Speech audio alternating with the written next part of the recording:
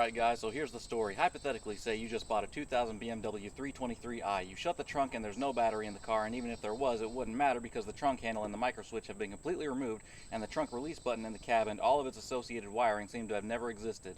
Now, even if you had those components, you might still be a bit leery to hook up a good battery to the terminals under the hood for fear that the positive cable might by chance be touching a part of the car's body inside the trunk compartment. So, what are you going to do? No, wait, I actually need that.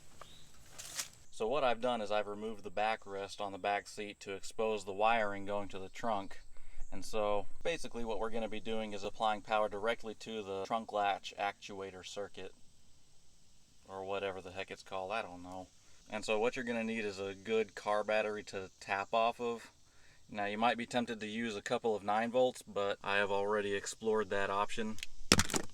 We're going to need to find the specific circuit for that actuator, which, based off of a wiring diagram I found, on these cars it is the green and gray wire going to the trunk.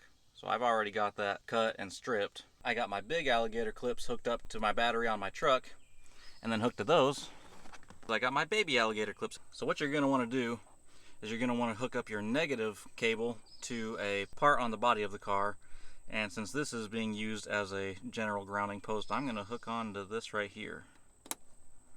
And then what you're going to do with the positive battery post is you're going to clamp it on directly to the actuator circuit.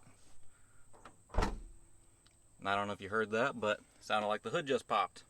No. It sounded like the trunk just popped. And did we have success? Yay! Alright, well there you guys have it. So if you have no battery, no trunk latch, no trunk release button in the cab, and if you're scared to hook up a good battery to the terminals under the hood, then this is how you get this sucker open. I hope you enjoyed the video. I hope it helped out, and again, as always, feel free to roast me in the comments. So we'll see you guys next time.